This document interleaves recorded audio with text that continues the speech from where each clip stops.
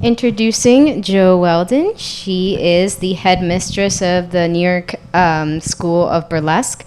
She is the author of the Burlesque Handbook and various other books. She is a sex worker warrior fighting on our behalf, fighting for our freedom, a crusader that has been denounced by Jerry Farwell, Bill O'Reilly, and Janice Raymond. She's very proud, and so are we. She began her work as an anti-censorship activist in high school, and she has been active politically for about 20 years. 20 years about? No. About 40. 40, I'm so sorry. Oh, no, that's okay. Yeah, she has been an amazing crusader at conferences and really educating the public to make a distinction between sex work and sex trafficking, and to advocate for safety in these underground markets and in legal markets as well. So really advocating for the safety of a criminalized and stigmatized people. Let you take it away. Hi. Thank you for the introduction, Maya. I've never presented exactly what I'm about to present, although I've talked about it. I'm going to get into my personal history, which usually isn't what I talk about, primarily as a sex worker and sex workers' rights activist and advocate. When I say I was an activist, I mean I was actively involved in legislation and media analysis and lobbying, talking to cops, which was fabulous, and community interest folks, again, very fabulous. And, just was doing all that. And now I'm mostly an advocate for other people's activism, just trying to boost it because I'm not involved directly in a lot of that. So when I say that I'm now more of an advocate than an activist, I don't mean that I've changed my mind. It's just that I have gotten very busy with some other stuff, which I'll touch on. But I was always interested in sex work. You have to remember, I had never heard the term sex work. I'll tell you when I first heard it when I get to that point. But, I was young and I thought it was glamorous and I thought it was freedom. And I was born in 1962, which means a lot of women around me had, like when I watched Mad Men, it really resonated for me, the way the women were treated, because it's what I remembered seeing as a child. So I was easy for me to say, well, I do not want to be a wife. What are my options? Whore sounds great. Yes. Yeah, right. Yes. And I just, when I was, I was into it, but when I was in high school, I already knew kind of the lifestyle that I wanted. And I also already knew I was queer. I knew I was, at that time, I got romantically infatuated with women as well as with men, and I had sexual fantasies about them, and enjoyed it very much. And but in high school in the 1970s, you have to remember, homosexuality was still basically illegal, if not actually illegal, and I was beat up and threatened and harassed and had to change high schools, and and then I went to Rocky Horror and I felt better, and I said, oh, it's not just me. That was in the 70s when Rocky Horror was really new, but I think it still has that resonance for a lot of young people. And I wanted to be all the people in Rocky Horror. There wasn't anybody in Rocky Horror that I didn't identify with in one way or another except the bodybuilder, because I knew I'd never be a big workout person. But yeah, I just loved it. And the clothing, right? So in the movie, they would say, God bless Lily St. Cyr. When I was young and I would encounter lingerie ads and ads in the back of men's magazines and Fredericks of Hollywood catalogs, I would see these incredibly stylish, sexy people. And as much as I loved MGM musicals, these incredibly sexy people seemed to be on their own recognizance, right? They didn't seem so perfectly groomed. For various reasons I won't go into, they seemed self-invented to me. And I was like, that's what I want to be. So I went to work in a strip joint as soon as I could, which is 1980. And I first walked in and I saw this woman on stage. It was kind of a dank bar, and not in the sense of dank memes. And the woman that I saw on stage was not wearing anything very exciting, and she had this big dirty flower on her leg, and I was like, oh God, this isn't what I was hoping to wear. And then I got up close to her and I saw that the big dirty flower was money, and I was like, I will wear that. So it was just a garter full of money. And so I worked in, I was looking for sex and drugs and rock and roll, and that's what I got. It was very anarchic. I had a lot of freedom. And in the 80s, it was before the strip clubs started to have like wealthy people raining money on you. It was, they didn't have pole dancing. Where I worked, they didn't have floor work. You just walked around and talked to people and sort of be on stage and go from side to side. I mean, you could dance, but we weren't allowed to spread our knees or put our feet apart. We were fully nude, and they served alcohol, which was amazing. And I drank all the alcohol. There's none left for anybody but me. But I felt there were things about it that made it hard, that make me not necessarily recommend it, but I got what I came for. And I got what I needed, which was independence. I was completely independent. I could go from one club to another. And I was really enjoying it, but I still had those showgirl fantasies, and the idea of I was doing performance art on the side. I was doing poetry readings, and, on slow days, we'd come out and do really ridiculous stuff on stage. We'd do like theme numbers, come in and black out our teeth and dance for each other and stuff like that. So I was like, I want more of that. And in the early 90s, I found out about feature dancers, right? And also about this time, I'll get back to the feature dancers. About this time, I had been interested in anti-censorship work in high school. I got in trouble for what I was reading. They took it out of the library. They were banning books. And I went and joined forces with these two amazing bookstores in Atlanta called Oxford Books and the Book Nook. And they helped me do this I Read Banned Books program and get the books back in the library. And they were French surrealist poets and Rabelais and all this really messed up stuff that made me so happy. So I was already conscious of anti-censorship concepts, and when I worked in strip joints, I felt that it applied to what we were doing, right? That the dancing we were doing was expressive as well as intended to attract customers and money. Both of these things were simultaneously happening. And I always feel like the minute there's a binary, both elements of the binary must be wrong, right? It isn't expression or commercial. It's not, it's both. They're both happening on the same line. More like a circle than a straight line. And so strip joints would occasionally ask me to come and talk to anti-strip joint lobbyists, which is a career. People that were trying to close down strip joints in the interest of the community, and they would have me come and speak because I had trained myself in anti-censorship law. And so I would go and I would basically tell the people that were complaining about how property values were going down in the neighborhood because of us, that they did not have a constitutional right to have their property values go up, right?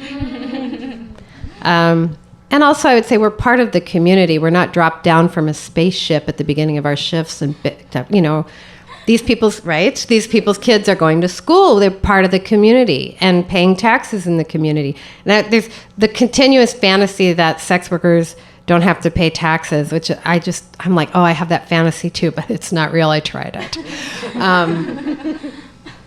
So, I was very conscious of that, but I started to think of it more as a discrimination issue than just a self-expression issue, because the things that people would say about strip joints were there goes the neighborhood.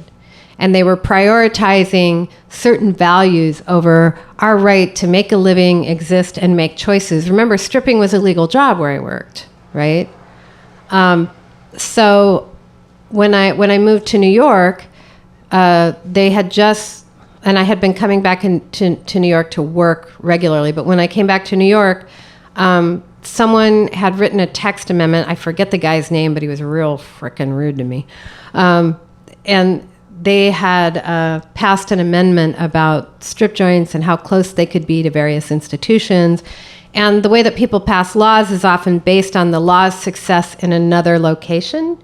And this law had passed in a fairly suburban area of New York State, and it didn't match the urban makeup of New York City, where all kinds of businesses and people are on top of each other, where businesses have multi-purpose. And they were like, well, you can't have your strip joint within this many feet of a church. And I was like, well, there's a separation of church and state. And they'd be like, oh, but the children are on the playground. I'm like, there's no playground on this church in Manhattan. But they did pass it. And while I was involved in that, I got more invested in this anti-discrimination model because I could see that a lot of this information was inaccurate, or it was based on other people being able to make money without being interfered with. And it had a lot to do with what people understand now about gentrification, right? The strip joint would get into the area because the area was undesirable. They would start making money. The area would improve, which may or may not have had anything to do with the strip joint, right? They have proven that the attributed negative secondary effects that people say come from strip joints are not true. You contact me, I'll show you the data. So this, I became increasingly convinced that this was important. And, the longer I was in New York, the more involved I got involved with Feminists for Free Expression. I sort of eased out of stripping full-time, became a dominatrix, which was really fun. Highly recommend if you have the inclination. And I also sporadically worked in brothels and did escorting. I just generally didn't work in strip joints because they were more restrictive here on their schedules. It had more to do with the scheduling. I was like, I can't, you want me to show up for work and leave at a certain time and you're going to charge me for that? That's not going to happen. Right. So I became more and more interested in this, and as I got involved in activism through a friend of mine who was an academic. At that time, they were not generally letting sex workers speak for themselves in academic or legislative venues. You had to pretend not to. You had to code switch. So I would show up looking like an anti-sex work activist. I would wear what they wore. I would study the way that they wrote and spoke and do it. And then the minute they saw me, they would assume that I was privileged because I looked like them. Anyway, well, either you're lying or you're too privileged to speak. I was like, this is not what I really look like. This is not how I really am. This is a uniform that you wear that I'm copying. So you're talking about yourself.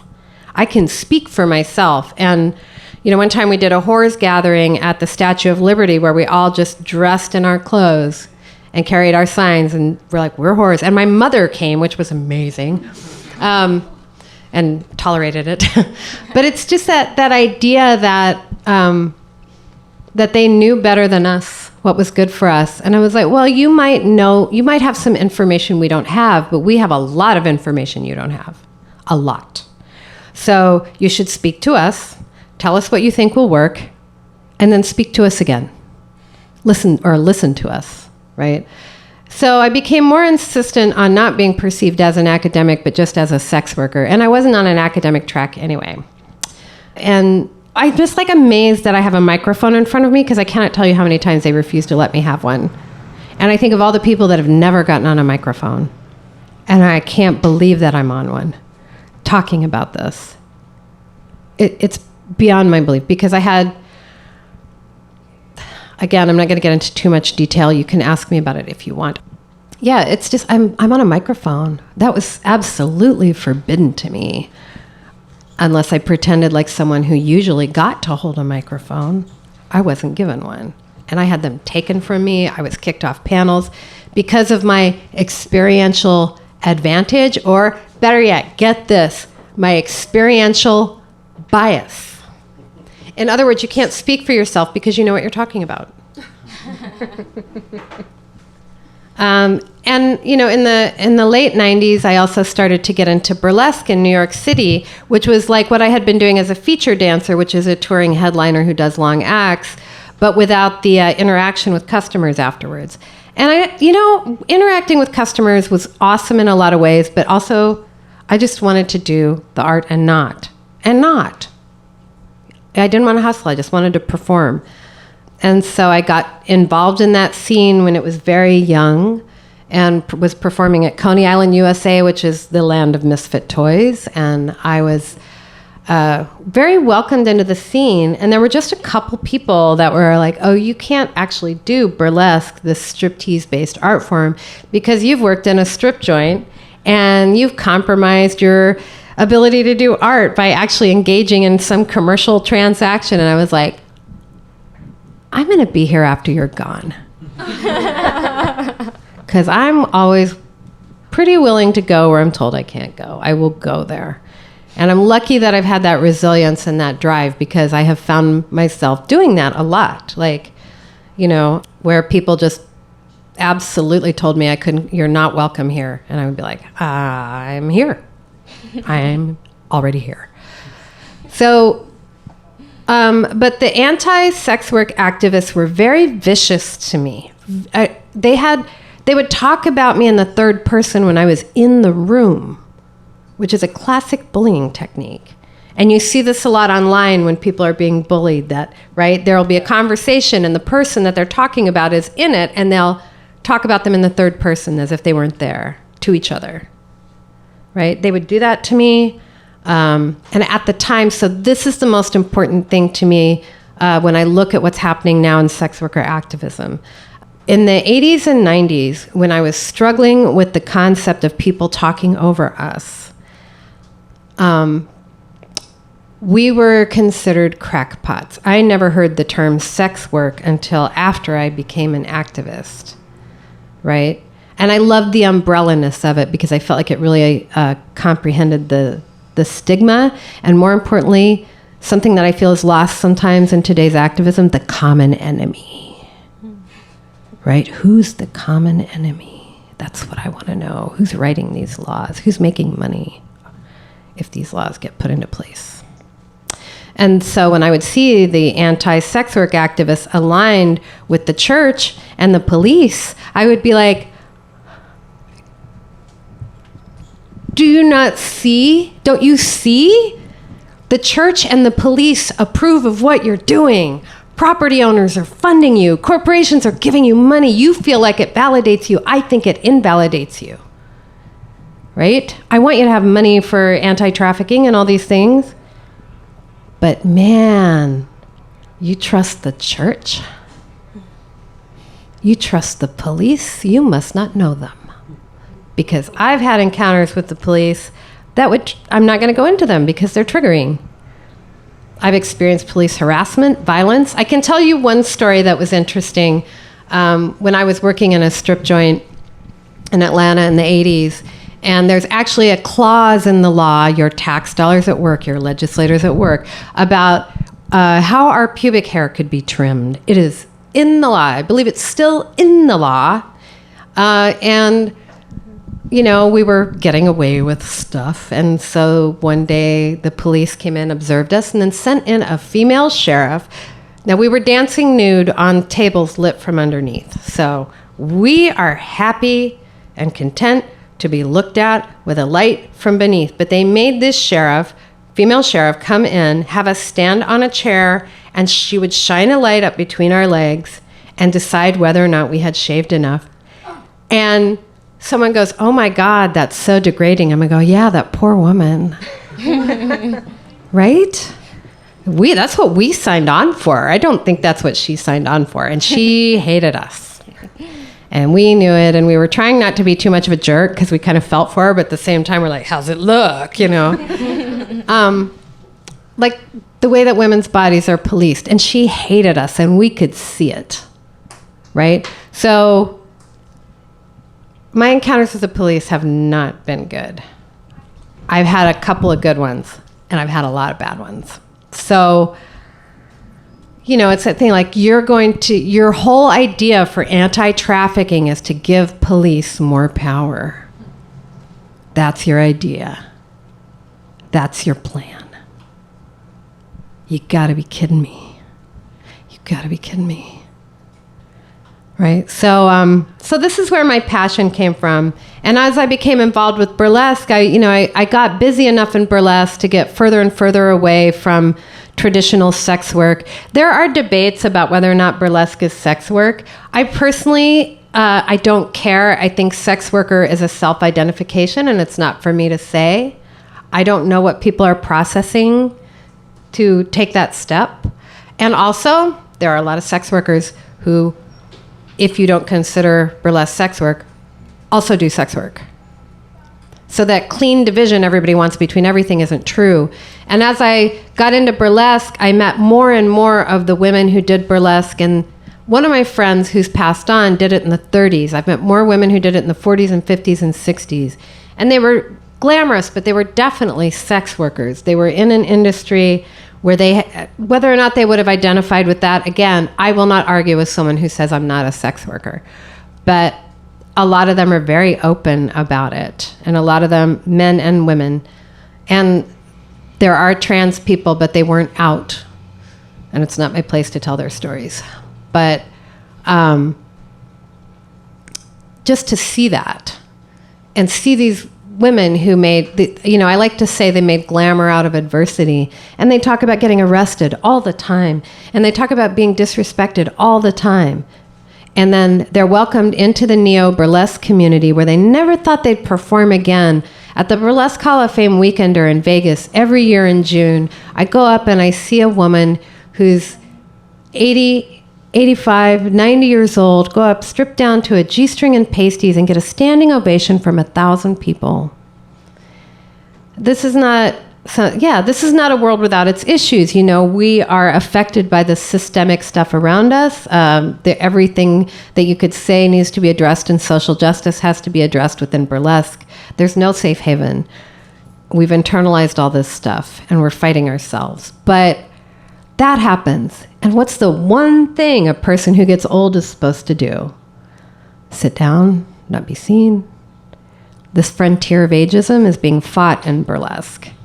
And this frontier of respecting sex workers for their survivalism, their art when they consider it an art, their history, what they know that we can't get anywhere else. Because this is burlesque. Even now people go, oh, it's respectable. I'm like, y'all live in New York. I know people losing their children, losing their jobs over burlesque, over tassel twirling, fan dancing burlesque, right? We're in a bubble if we don't recognize that. But to see people celebrating it, celebrating these people with a past, and some of them are very open. Some of them, with burlesque striptease, as with regular striptease, I worked in strip joints where the customers never touched us, never saw us after work, and I worked in strip joints where there was intercourse happening on the premises for money. When one of these legends says, that never happened where I worked, I believe them. When they come up to me and say, well, to tell you the truth, I believe them, right? And all I ask as a sex worker, advocate, and activist is to be believed. I've had anti-sex work people tell me I wasn't really a sex worker. What the fuck is that? Like, I'm going to come out and be like the most stigmatized thing a woman can say, I'm a whore. And they're going to go, we don't believe you. I'm like, I didn't say I had a degree from Harvard. I said I'm a whore. Like, God. And they don't believe you and they argue with you. They call us the Pimp Lobby, right? I'm like, fine. Right? That's the worst. I was like, for one thing, the way pimping is defined by law is really fucked up. And the other thing is, who am I benefiting? How do you imagine the money gets to our pimps? These pimps that are... If you think that anybody is telling women like us what to say, again, you're out of your fucking mind. Right? It just doesn't make any sense. There is no multi-billion-dollar corporation behind us. The church is not behind us. The police are not behind us. We don't get big grants. We're still treated to a large degree as novelties and crackpots. But I see you all. I see you using social media, which can be super toxic, but can also be super powerful. When I was working as an advocate 25 years ago, I would be deliberately misquoted and misrepresented by some of these anti-sex work people. They would lie about what I said. Some of them were sued for libel, as a matter of fact. They would lie about what I said, what other people said. They would reframe it. They would lie about statistics. They would use statistics that had been debunked. And because we were jokes and the press didn't answer to us, they got away with it. But on Twitter, you can tag them. You can go, hey, Gail Dines, that's been debunked. Hey, Janice Raymond, you're anti-trans. Like, you can do it. We couldn't do that. And I see y'all coming together. I see more lobbying and more activism in the past 5 years than I've seen in my entire 40 years of being an activist. And I am anything I can do for y'all, anything I can do, I will. I may not have it in me to like actually be a lobbyist, but man, if you need somebody to come over and bake you some cookies and edit your papers, and I'm your aunt, I'm not your mom, but I'll be your aunt. I'll be the one who teaches you how to French kiss and oh my God, yes. How to make a martini. I'm there for you. And I'm just really grateful for this opportunity. And I just want to say that teaching burlesque has helped me maintain my compassion for a lot of women and people of other genders that come in and they are afraid of this thing to which I've always been so easily attracted, that's always come so easily to me. And I've seen where I'll hand this bachelorette party, I'll hand the bride a boa, and she gets tears in her eyes, or this ratty little boa that I would never take on stage. And she's like, this is for me. And the way they light up when they're allowed to act out sexuality with no goal but to play. I'm like, I can't believe my good fortune. I can't believe I survived my own bad behavior. I can't believe I survived other people's bad intentions toward me. And I just can't believe. I feel like I've lived through golden age after golden age in spite of all the difficulties that I've encountered to see this happen. So I want to thank you all. And I want to thank Bluestockings, who's always had sex workers' backs. Always. Thank you. Thanks. Yes. That's it. That's all I had to say. So, did you want to go into the questions? Yeah. Do people have questions? If you want to be anonymous, you can leave a card on a chair, And I'm ready for anything. I can go around. I've sat across the table from Melissa Farley. There's nothing you can say that I can't handle. So. Should I go around and collect? If you don't mind. Yeah. Do y'all want to? Yes. On our website. Red Light Reader, our first video that we posted was the Flushing Anti-Trafficking Panel that Maya, Kate, and Aya talked at. And when you told me that you were systematically removed from these panels and shut down, it reminded me of that instance. And that was one of the first things that we put out because we had no content. And what was it? You know all of the details because you were there. Yes. And we recorded it, but it was the reverse of what happened. So instead of Maya being silenced, the rest of the anti-trafficking panel actually dropped out, and it was a huge success because it was basically just these three leaders. Well, they can't handle being next to whores. Okay, so basically what happened was I was at a protest because Peter Koo of Queens wanted to do a crackdown on massage parlor workers to increase property pricing. So he worked with tenants and the police. He talked about this coalition they were going to create. And the next week, in order to justify it, he was going to do a public forum to talk about human trafficking. So that was the way he was justifying it. So I was there really early, and I got to see what it looked like. And it was basically a bunch of experts that didn't know anything about human trafficking, but they're like, oh yeah, the police are coming to educate us all on human trafficking. And it was the vice division of the police. And they gave a lecture about prostitution is human trafficking, and most of it happens online or in massage parlors.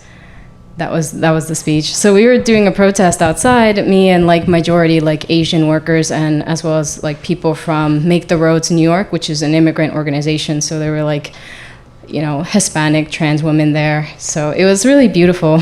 But that's when I got like approached by a man who works, who like heads a local Quakers organization. So it's a church, and he wanted me to do like a talk on human trafficking because I had said some stuff about the history of the movement.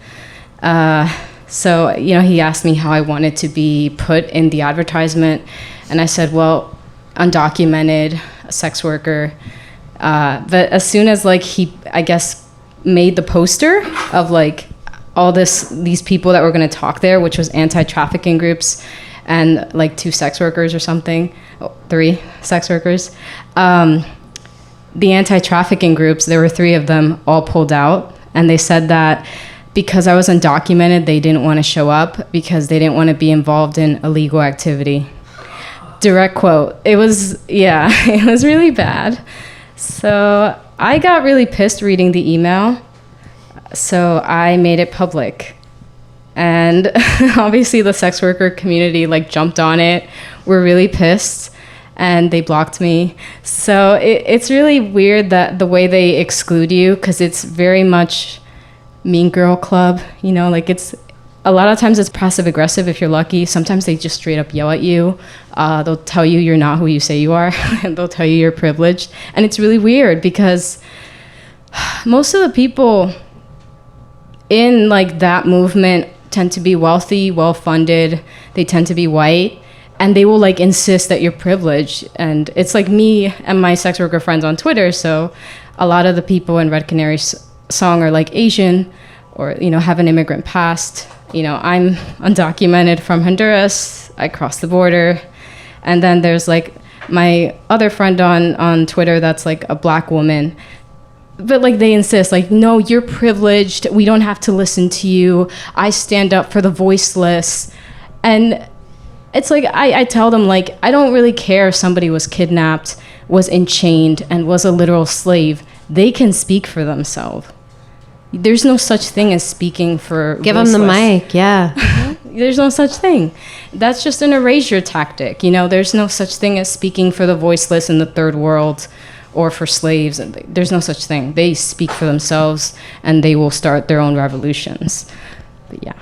And they do. And like, and this is what, especially like social media has, well, like one of the most beautiful things about like Twitter and social media is that now there's so much content from these collectives, these sex worker collectives from all over the world, these people who are fighting these U.S. imperial anti-trafficking organizations, these sex workers in Cambodia. So we're actually like hearing about it, as opposed to the media is no longer this behemoth that decides to dictate every single narrative. Now people do have access to other narratives and other people's stories. Yeah. We would, 25 years ago, we were working with people in India and South Africa. We didn't have a huge reach, but they kept telling us that we represented this very small population of wealthy white sex workers. And I'm like, just fly these people in and let them talk. Fly them in and let them talk. You got money to fly everybody else in. You know, fly in these sex workers from India and South Africa and let them talk. And they're like, only privileged people think what you think. I'm like, you know, they were building this edifice of evidence by excluding people. Mm-hmm.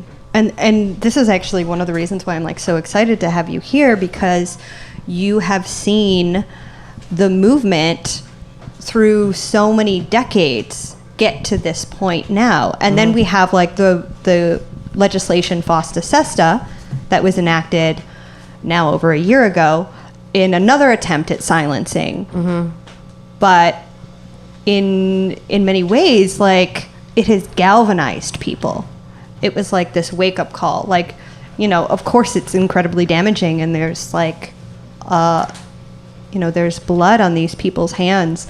But I'm also really interested, can you tell me about what teaching burlesque and where the evolution, like how you've seen it evolve, you know, over the period of time when you just started teaching or just started like organizing to now, and also how it seems to like have now very public facing ties with sex workers and other people doing sex work. People who do burlesque are often advocates. Yeah.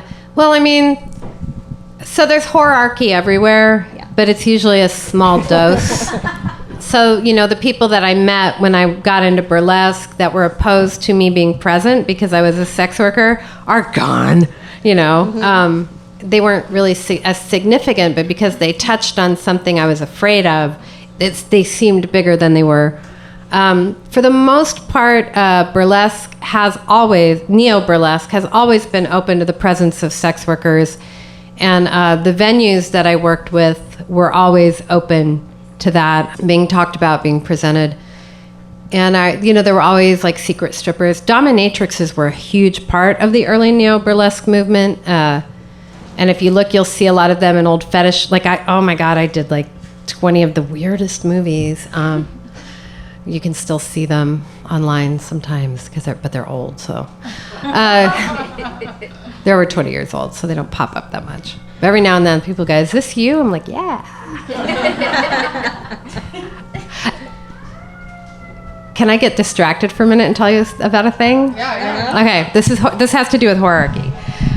When I was modeling for magazines so I could be a feature dancer, and I was doing centerfolds. And so if you did Playboy, they had the right to control what name you performed under, and you couldn't use the name Playboy in your advertising. So I didn't want to do them, and I did all these little, like, you know, Wee and Swank and Cherry and, you know, all these fun, like, Penthouse International and all this fun stuff. And it was, at the time I wasn't doing any penetration in the images, but I was, you know, like bending over, looking over my shoulder, pulling my butt cheeks apart. And on one of those, there was an ad that was like 1-800-fuck-ass. And it said, fuck my tight hot ass. And I loved it. And all my friends were like, oh my God, did you hear that? People are going to be masturbating here. I was like, why didn't you do Playboy? I'm like, because they're controlling assholes. Right? Yeah, so it's just this, like, I mean, you know, now actually, to be honest, Playboy pays a lot of my friends good money to write, so there's that. But it was just this, like, you know, in their minds, I would be better off doing the thing that was more respectable than the thing that gave me more freedom and money. And that seemed, you know, and other strippers that I worked with were like, oh, I could never, you know, pull my butt cheeks apart and look over my shoulder at a camera. I'm like, it's not that difficult. You know? But in neo-burlesque, there was an interest that had come in from an interest in vintage pornography, which is also related to the popularity of fetish in the early 1990s. So we shared that interest in all this vintage stuff and started to find out the names of these people. And so that was always there. And that became by far the bigger part of the people that I identified with, all of whom are still in burlesque. And at the time we were like dancing mostly in bars, a lot in queer bars, small places, small venues. Coney Island and the Slipper Room, I think, are the only venues that are still regularly producing burlesque, that were doing burlesque at that time. And so it was very small. So it was a lot of performance artists who had a burlesque number. So we were doing burlesque-themed shows. We were all also performing in other things. I was already doing sex worker art, like I did in the Sex Workers Art Show. And then it's gotten more popular. It's gotten better known. There are more people doing it, but it's still really tiny. Was I talking to you? I said it's smaller than poetry, right? It's still a teeny weeny niche, and it's still very marginalized. A lot of bars don't want it. You know, we aren't going to get hired like circus performers for most corporate events because they're not going to surprise a lot of their employees with a sexually oriented act. Like, it's just not appropriate. So it's still very much a nightlife thing and not as much of a theater thing, even though a lot of the people in it are theatrical. And that's the constant challenge. So burlesque at any moment could be subjected to laws already on the books and be compromised, right? So,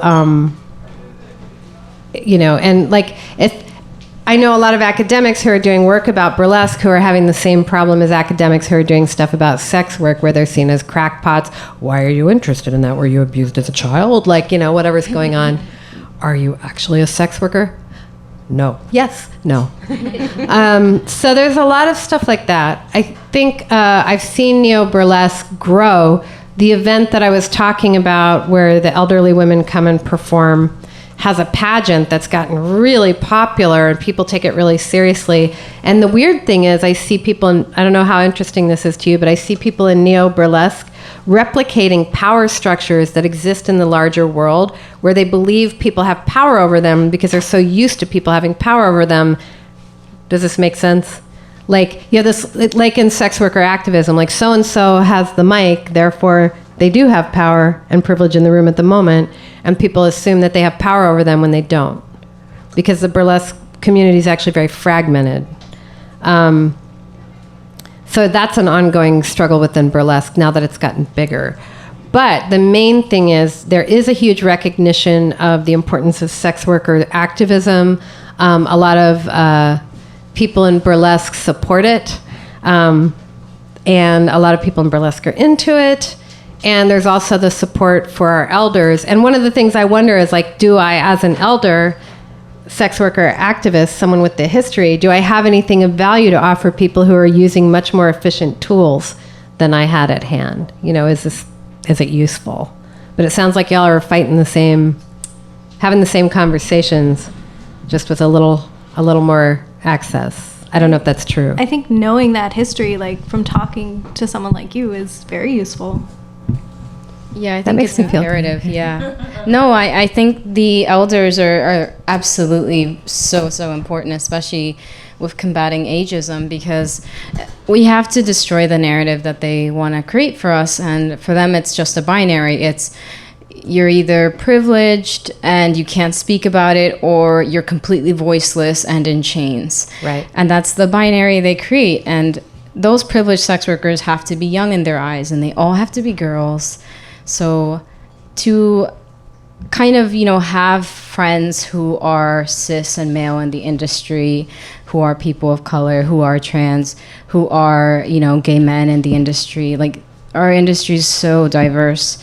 To have that there, it disrupts their narrative, and they kind of have like a mental breakdown, I think. Yeah. Especially when they see the veterans, it's like, yeah. Those are the people that advocate the most for us. We should absolutely support them and pay respects. They've fought this war way longer than we have. Well, I was really lucky when I started to get involved in anti-censorship activism to meet a lot of people like Carol Queen, Annie Sprinkle, Dolores French, Carol Leigh, who coined the term sex work, and Siobhan Brooks, who I think Siobhan's interview with Angela Davis is one of the best examples of one of the best arguments against carceralist feminism I've ever seen. So, and that was 20 years ago. Yeah, that's the thing. For those of us who are like new to this stuff, it feels so good to be told by our elders, like, oh yeah, we went through the same thing. This is how we tackled it. It just makes you feel less alone. Yeah, and hopefully some of the arguments, I'm sad that you still have to use them, but use it, because they're doing the same things. They're fighting about money and status. And I think there are anti-trafficking organizations I look up to, like the Global Alliance Against Trafficking in Women has been a good supporter for the most part of the sex workers' rights movement. Yeah, I think that's one of the sad parts of it, is that so much of anti-trafficking work is really just giving money to police or promotion for corporations to be like, see, we don't exploit our workers. We love our workers. We love freedom. We're freeing the slaves. Look at all this money we donated. Selling sex workers to Nike. Yeah, so it really overshadows the fact that there are human trafficking organizations that aren't as glamorous because they do the dirty work. Mm-hmm. They work with, people who are actually like exploited among the immigrant populations and stuff like that. They do the unglamorous work that unfortunately you're not going to see headlines of like, sex trafficking organization, saves the children, and you go to their organization and there's no children being saved. It's just ads, basically. Yeah, I mean, one of the things that I was working on my second book, I've always been looking at trafficking in the garment industry and exploitation in the garment industry, and there's a huge history of that. And I feel like if people want to talk about trafficking and exploitation, they've got to look at the agricultural and garment industries to get more information about how trafficking works and who's making money off of it. All right, so we have some audience questions. Is there a central place to find statistics or debunk stuff about sex work? Hi. I have a whole bunch of resources on my website, mayamorena.com. So I look at statistics for human trafficking and how many sex workers are imprisoned, basically. So in 2017, there was about 545 cases of human trafficking in the States. There was about 60,000 women and men, I think 11,000 men, who were imprisoned for prostitution. So it's not counting loitering and vagrancy. Compare that to immigration. There was about 200 cases of human trafficking for immigrants, because you can get the T visa, that's the trafficking visa, and that's not just sex trafficking, that's all trafficking, the trafficking visa. So it's about like 200 or something like that. Compare that to like 6-figure people deported, and also deported for prostitution. There's also the Mann Act, which it was the Mann Act, that basically if you're found to be doing sex work in the States, you get banned from the US for 10 years. So there's that. But yeah, just comparing those numbers of how many people are being punished by the state for being in sex work versus people who, the convictions for human trafficking, it's just so dismal. Like, not a lot of money is being put to actually help those communities, even though they say that it is. Like, they kind of say that we have to send the police after them so that they can get aid, which is weird, because when you read the reports on human trafficking, they really don't even have enough beds to like give people. I remember like reading one year there was only like 50 beds in the state of New York for human trafficking survivors. That was it. It's just so dismal. But like they claim that they're really standing up for these people, but their whole focus is on criminalization and giving the state more power to persecute people. So it's not really going toward the victims, because police are about as effective doing this as they are as giving justice to rape survivors and domestic violence survivors, which is to say not at all. And I'll add sexworkresearch.wordpress.com is like a blog curated by an academic that goes through like all the research that's published about sex work, and picks out the stuff that's like actually valid and post it on the blog, and that's been really helpful for me. So actually, I have a books recommendations. I'd have to find it, but basically, Revolting Prostitutes is a really great book. Mobile Orientations is also a really great book. It's from an academic who studied it for 20 years. She is named Nicolia May, and she basically focuses on migrant sex workers. Okay, found it. Trafficking and the Politics of Freedom, Brokered Subjects by Elizabeth Bernstein. And Modern Slavery, The Margins of Freedom. This is one of my favorite scholars about human trafficking. Just like go to her for everything. She's in the UK. Julia O'Connell Davidson. Oh, yeah. She's amazing. Children in the Global Sex Trade. She also wrote about that. So I feel like we shouldn't shy away from hard topics. So I want to talk about runaway teens, and I want to talk about undocumented immigrants that do this, because I am one. So I think we need to talk about the hard topics because we know about them. Prostitution, Power, and Freedom, Julia O'Connor Davidson. Again, she's amazing. Also this one. This one's not a popular book, but I think it should be. Prostitution, Prevention, and Reform in England, 1860 to 1914 by Paula Bartley. It basically goes over kind of the model for modern sex trafficking organization, where it's a rehabilitation program or reform programs, where they put criminalized people into work programs, like work therapy programs, and that's supposed to reform you for capital and everything else. And most people run away from these institutions. So reading this history was like, oh, so this isn't something new. They've been doing this for centuries now. And they'll create an unworkable program for trafficked people, and then when the trafficked people run back to the trafficked situation, they'll call them recidivists. But they didn't actually give them a better option. Mm-hmm. Yeah, so it's supposed to, like, back in the day, it was to teach you how to be a good woman, how to be a good wife, so forcing you to cook and clean and work the right way. That was what it was supposed to do. Now it's a little more reformed, where they make you go to trade school. Like, so sex trafficking organizations pick what they think is like good for the economy. So they'll be like, oh, our sex trafficking organization puts sex trafficking survivors through cooking school because it's a competitive industry. So you don't get a choice in it, and you have to go to like trade school.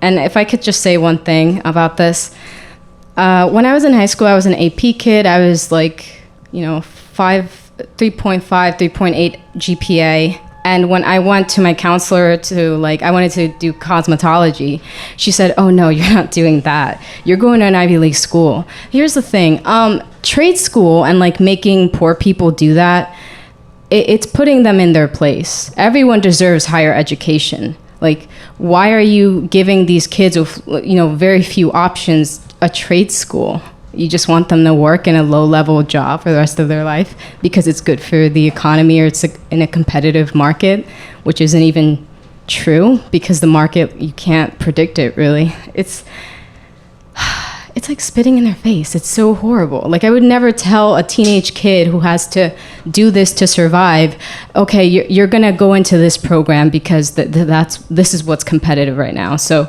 you're going to become a roofer now, or you're going to become a painter, or you're going to become a chef, and you're going to do this program for a couple months, and you better find a job, because if you go back into this, you're just like a criminal, and it's your personal choice. It's weird. That's also like essentially coercing people into specific jobs within the labor market to serve the interests of corporations and the elite and the people who are working their whole lives to hoard as much of the money, of the capital that they can. That also kind of reminds me of potentially why the sex workers' rights movement has really started budgeting even more so, and kind of coming to a head specifically in this country right now. And so we have another question that I want to ask Jo. How does the environment towards sex worker rights feel different now than before? And do you know why this change has happened? I have seen articles in the press that the likes of which I've never seen before, and I know that the media isn't everything, but just to see the phrase sex worker used in the media is kind of mind-blowing, and to see presidential candidates have to address sex workers' concerns is beyond my wildest dreams. It was happening so slowly when we did not have a lot of access to media. And I think now there's just more media, but I've seen it in traditional media as well as, online media. I think it has a lot to do with the access that sex workers have to each other on the internet, which I realize is a very volatile place, but we just didn't have that much access. And I don't mean like we had to go uphill in the snow both ways to get some newspaper coverage, but just to see the topic treated with this level of seriousness and respect. And when I had a fight with the New York Times editor one time because they put us in human interest, and we're like, oh, isn't this cute, And I was like, this is hard news. We're talking about legislation. Legislation is hard news. And legislation is what we care about. Mm-hmm. Like, we're doing these nutty things to get your attention so we can talk, because you won't pay attention to us otherwise. Like, we like being nutty. But, and there was always a thing, like, we're sort of making ourselves look like crackpots, but when we don't, they don't talk to us.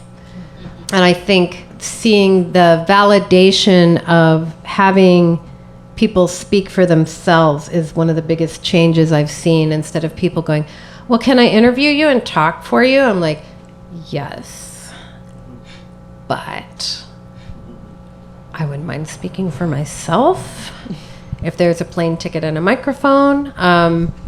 And, you know, I've recommended other people as better experts sometimes when I've been approached, but I think it's a matter of sheer volume and the idea that antis being exposed for some of the things they've done. And I understand that someone can be anti-sex work and abolitionist and not necessarily, you know, they believe what they believe and not be one of the antis that we've been struggling with.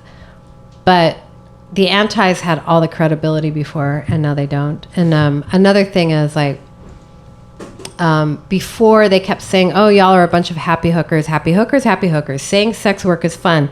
I'm like, we're saying we want rights. One of the most complicated relationships I was ever in with regard to sex work was when I was lobbying in the 1980s to help keep strip joints open. So I was doing things for the benefit of the managers who I was also fighting about tip outs. So I was put in this position because there weren't any outside forces that were going to advocate for me, for my rights as a worker. But I didn't want my place of work closed down. I wanted what it offered. Mm-hmm. I just wanted my money to be mine, not theirs. So, yeah, and we had just this, another instance of strip clubs in an entire city being shut down in New Orleans. Like, I was there. I was scheduled to work those nights that they got raided, and by some serendipity didn't, thank God. But yeah, you're right. Like, workers are still doing the same thing. Thousands of people went out into the street. This was Mardi Gras, so this was right before Fossa Sesta happened. But also as someone who's seen it for many years, like, do you have any advice for activists and advocates to, like, kind of continue the momentum that's going on now? Mm-hmm. I didn't have access to that kind of momentum, but two things. One is be nice to each other when you fuck up. You need each other. You have fewer allies than you think. You cannot afford to throw out the baby with the bathwater when one of you makes a mistake. That is where your strength lies, is being able to go, okay, I'm mad about that. I'm going to remember that you did it, but I'm going to keep working with you because you and I need each other. And I know that's really hard, and it's hard to say to people who maybe haven't even experienced it yet and don't know what I'm talking about, but remember who your common enemies are. Don't let little petty things get in the way of that acknowledgement. And I don't even think of them as enemies. I just think of them as forces of evil. But, cultivate allies, let people in. That makes a big difference. Allies will let you down, but they'll always lift you up again. They'll always, and also I think a lot of what you have now that I wouldn't have expected, like, realize that for all the horrible things that are happening, y'all are in a golden age, and we don't know. At any minute they could enforce existing laws and take this all away. So think about what you have going now. Like, if they took all the sex workers off of Twitter or muted you or made it impossible for you to talk to each other, which, as we know, is illegal, right? We're not supposed to be talking to each other on Twitter. I'm still working. I'm just not screening new clients. I'm just seeing, you gotta, think about the fact that this is definitely a golden age, and there will be another one, but do whatever you can to preserve all the resources and power and access that you have now. I don't know if that's what you want to hear. That's one of the things that I've been struggling with, is preserving this long history, because it's so long. You could go back like 2 centuries, and that's just cracking the surface. And then also, trying to find out the history of, like, your time period and how this momentum was built. Yeah. I mean, momentum comes and goes. Movements get interrupted, but they don't necessarily stop just because they get interrupted. I am so inspired by what y'all are doing, and so blown away by your dedication and openness, that I just be like, just really treasure each other and treasure the resources you have. And that's honestly, It's so important. It's so important. On a long enough timeline, everybody will do you wrong. So just be prepared to, you know, fight for the rare and exquisite experience that you can have, if that makes sense. So I'm not excluding myself from that timeline. So, but I just, you know, it's just so, that's the hardest thing in a movement, is to get over things. And one of the most inspiring things I've seen is, of course, in the civil rights movement, right? With the compromises that Bayard Rustin and Martin Luther King made for each other. I would look those up, and they are enormous. They are enormous. And just look to, you know, people who've overcome obstacles for inspiration. To me, y'all are inspiration. You've overcome obstacles. So that's my best advice, is stick together. Yeah, I'm surprised ICE hasn't gotten me yet. You know, it's amazing and miraculous, and, you know, we're never bulletproof, but I feel like it's a good sign. Yeah, I'm gonna try to like use my fame as a shield. Yes. Yeah, be visible. Be visible, because that's the hardest thing. And I've had a lot of friends who are sex workers or former sex workers. They're like, they feel guilty because I'm out, and I'm like, oh my God, don't feel guilty. God, no. Don't come out unless you are ready for it. Nina Hartley used to always tell people, you know, don't do porn unless you're ready for people that you don't want to see it, right? And that really stuck with me.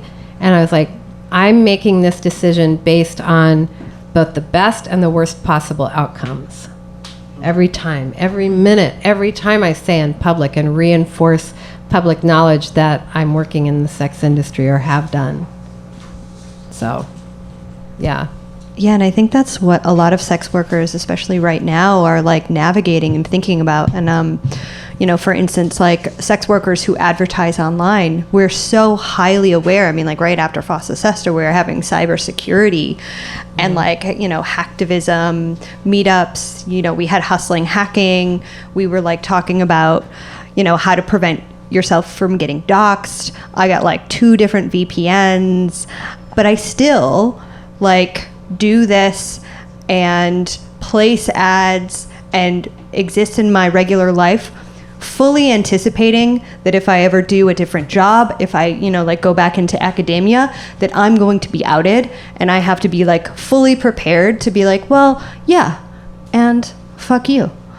Well, but that's also a privilege of mine too, Yeah. because like I don't have children to lose. Right. I'm not going to be deported. Yeah. Probably not. That is a specific like privilege and a luxury. I think yes, it's a privilege and a luxury, but on a scale. Yeah. You know, like I think we have to think about privilege on a scale. Mm-hmm. So, and in context, like it's real. This is very real, and there's other privileges as well at play. You know, but I think, you know, if you believe in privilege too much, you'll think it's going to protect you when it's not. And, Yeah. you know, and other people will think you have resources that you don't, and you'll burn out and you'll fail them. So, you know, just keep things right-sized. I don't know if that's the best advice, but it's what I think about a lot when I see people that are doing the level of work that you're doing, like take care of yourself. Mm-hmm. Let people take care of you. Let people help you. Let people buy you dinner. People, buy them dinner. Go on their wish list. Buy them things. Support. And tell people, you know, when somebody makes a terrible hooker joke, like point it out. Like, you know, I used to think that was funny, and don't be like all innocent. Like, how could you possibly think that was funny? How could you possibly be enculturated into the culture that's everywhere? Go, you know, I used to think that was funny and I just can't laugh at it anymore. Do you mind if I tell you why? Mm-hmm. You do. If you have the privilege, you do the emotional labor. You don't appropriate the outrage of marginalized people. You settle down and talk. Does that make sense? Yes. Like, yeah. Yes. So, you know, do it. You don't jump down their throats, because you're not superior. You're enculturated like the rest of us. I am. I have internalized whorephobia and misogyny and everything else that I fight all the time.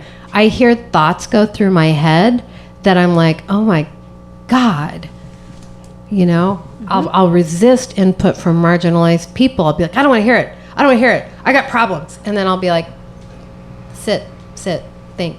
So I'm not innocent, and I'm not winning all the time.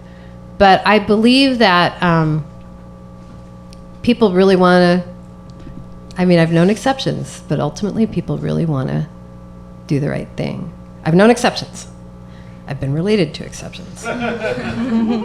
But ultimately I have faith in that, and that's what I'm always like. I'm like, let's lean toward the light. So I have a question. I've thought about doing burlesque, and I don't know how to go about doing it. What would you say to somebody who wants to get involved in burlesque? Two things. Go to shows, number one. Number one thing, go to shows. And there are all kinds of shows. You were saying that you don't know of a lot of shows that remind you of the shows you did in New Orleans. Mm-hmm. Zoe, I hate to single you out. Just describe your show in 2 sentences. It's called the Fuck You Review, and it is the body political. I've heard of this. Yes, Yeah. I heard of the body political. Yeah. And also Switch and Play, which is a queer collective. Mm-hmm. And there are a lot of things, a lot of shows. If you go late at night in bars, you see different burlesque shows than you see at 8 p.m. Yeah. in the same bar. So, Also, different neighborhoods will give you different material yes. as well. So, go to Coney Island, go to Slip Room late night, go to the Box, like see the stuff. But go to shows, main thing, and you'll meet people and you'll see your range of options. Because you can go to Duane Park and see the most elegant, expensive, fancy dinner, live music, showgirl burlesque, and then you can go to the Fuck You Review and watch people pull anal beads out on stage and feed them to the audience. And there's a range in between. So, right? There's a range. Well, I know because I pulled things out of my ass on stage. But, and I also, Duane Park was the last place I worked regularly. So one person can do both. And and then also, if you're of a mind, if you'd like to not just watch shows and dive in, I do run the New York School of Burlesque. And I work with a lot of independent instructors who are also good teachers, so it doesn't have to be me. But I'm really fun. And just,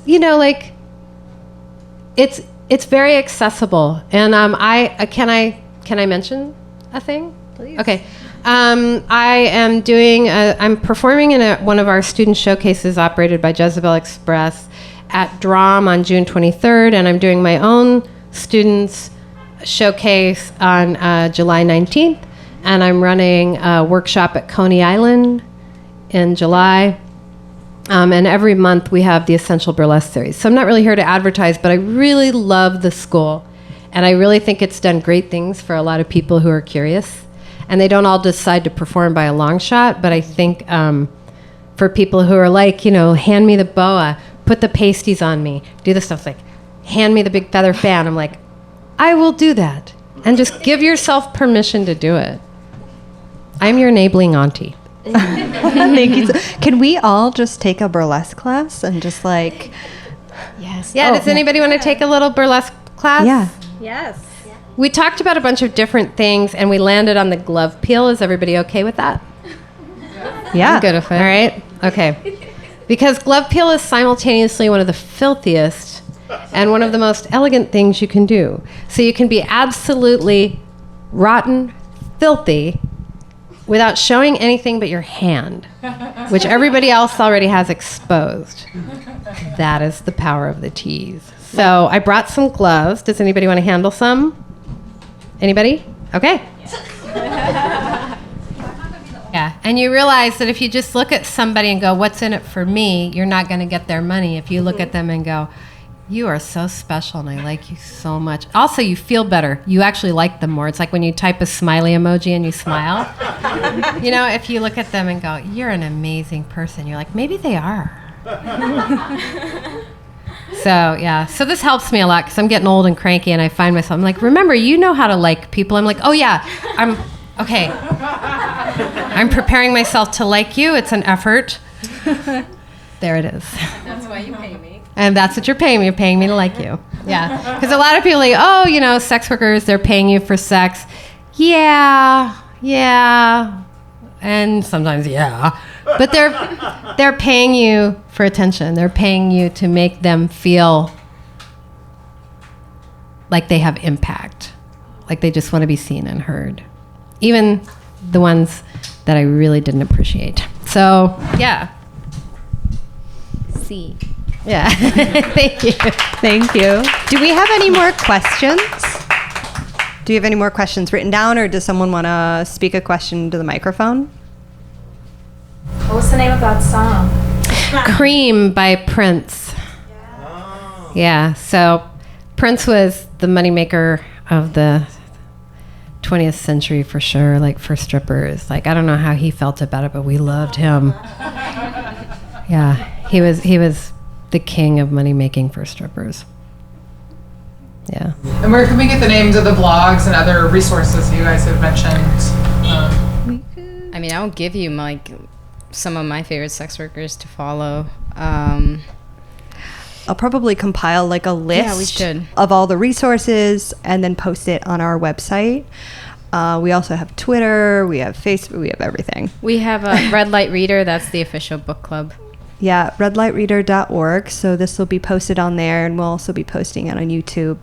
If you want, you can subscribe to our mailing list. We send out like maybe an email or two once a month for new events, and then it kind of gives you a link to all of our social media, and there'll be links to Maya's personal website. Yeah, I'm actually gonna be working. Me and Kate were gonna be working on a newsletter for Red Light Reader, because I thought it'd be useful if we compose like all the news for sex work and what's happening at the border together. So combine the sex work issues and then kind of here's what's happening this week. Mm-hmm. And I'm going to be writing a lot about my memoirs and my as a sex worker's activist. And so I'll be doing that. I have an email list over here if you want to join. If not, you can just go to joweldon.com and go, maybe I'm interested. And then I'm going to be examining intersections of desire in sex work through how we choose what we wear to work, and all the influences that come in on that and sort of the history of that. And that'll be in my work. So when is that coming out? I'm doing my first presentations on it this year, so it could be any time. But the information is on a Patreon. I write a lot of free material about burlesque that's easy to access through schoolofburlesque.com. But I'm trying to fund this a little bit through Patreon because it's actually harder to write since it's not stuff that I say all the time. Like, I've never talked about my history as a sex work activist in public before in this detail, so. We feel really honored. Yeah. No, I'm honored. Thank you. I mean, y'all are doing such incredible work. Like, all props to you. Thank you. Yes. Can you also introduce your books a little bit? Yeah. I know. So I am a hooker with book deals, and I have weaseled my way into the publishing industry. And I have here the Burlesque Handbook, which is how to do burlesque and how to create a routine, with a foreword by Margaret Cho, also an out past sex worker and a great ally, and also someone to be an ally of. And Fierce, the history of Leopard Print, which is not really a social justice book, but it shows you how the history of fashion can tell you almost everything about geography, economics, and labor. And conservation, because I'm concerned about those leopards as well as the people who make the leopard print garments. So you can take a look at that if you want. Yeah, that's it. Those are my books. I've contributed to a lot of other books, but these are the two that are mine. And then my other book, I'm hoping will come out next year. So, Yay. you had your hand up? Yeah, one more question? Yeah, so we haven't heard much from you. What's your What's story? my deal? So I actually just got involved with Red Light Reader like a few weeks ago, so that's probably why I haven't felt very comfortable speaking out much. But I'm also a sex worker, and I'm a grad student too for social work. And I don't have classes this summer, so I'm just trying to fill my time. How did you get involved in Red Light? I knew Kate, who is not here right now, but she is kind of the one who spearheaded this whole thing, and she asked if I wanted to get involved in it because she knew that I was like looking to get more. I just moved back to New York City too. So she asked if I wanted to get involved in it, and I said sure. So I've been trying to like post more on their social media. It's kind of a collaborative effort of like posting stuff online. We talk about what our social media handles are. We have a Twitter that's at Red Light Reader, and I think the Instagram is the same thing. Yeah, it's redlight.reader. Okay. Yeah.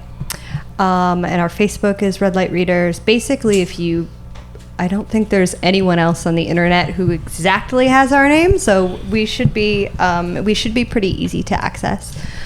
And we're mostly just an open collective, like with members who kind of like come and go, and like if people want to, contribute something or donate their own time.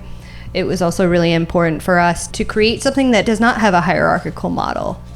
We are an LLC now officially, and Congratulations. Thank you. I feel like an adult now.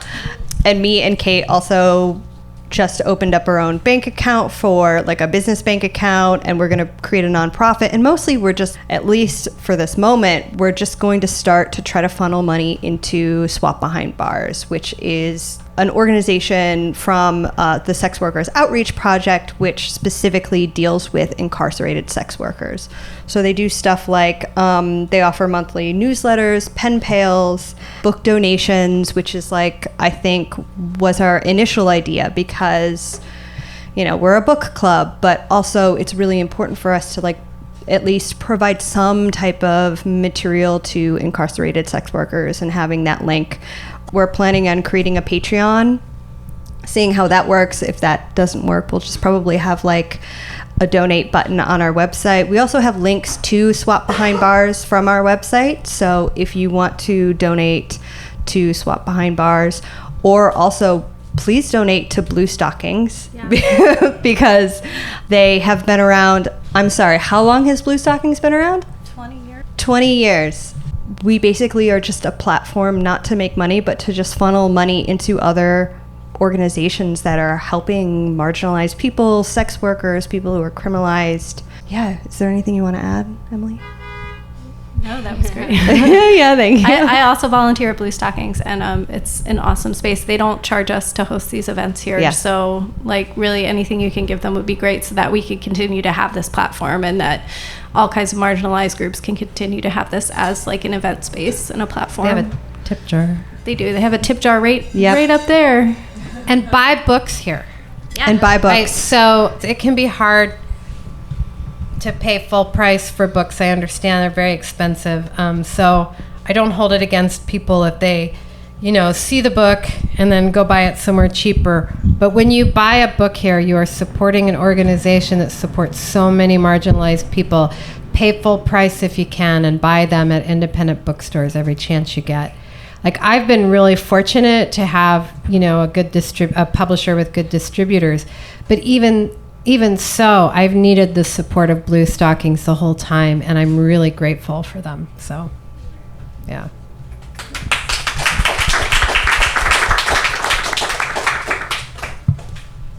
I just want to thank Jo again for taking time out. This was kind of short notice. We talked about this at our last event with Melissa Jura Grant, and Jo agreed to take time out of her schedule to come and talk with us. Thanks. So I really appreciate honored. it. I didn't know what it would be like to talk about this stuff, so I appreciate the opportunity. Yeah, I'm in awe. And also, one of the most important things that you can do is just like sharing this, especially in a time where the powers that be are doing everything that they can to shut out voices of sex workers, people who are marginalized. And, now we've kind of lost net neutrality. So it remains to be seen how successful they're going to be. Just sharing this on social media or just sharing this on the internet with other people is one of the fastest ways to get all of these messages and these voices out there. Remember that people who loom large in your bubble may not have resources even though they seem huge to you. So, make sure that other people outside of the bubble we're in hear about them, as well as people inside our bubble who desperately need this information. And I just want to plug our current book. The book that we are currently reading as a book club is Revolting Prostitutes, which you can also buy here. So check it out. Highly recommended. And You're actually a book club. We are. Yes. Sorry, we didn't really have an introduction. We just like excitedly. Yeah. And you can come to this bookstore in a way you can't go to any other bookstore in New York, which is saying something because they have awesome bookstores in New York. You can come here and ask this staff for help finding books about sex work, and they will present it to you. One of the other things I want to ask, if you're an ally, Google is not our friend. Do not tell people to fucking Google it. Google feeds people's dominant paradigms.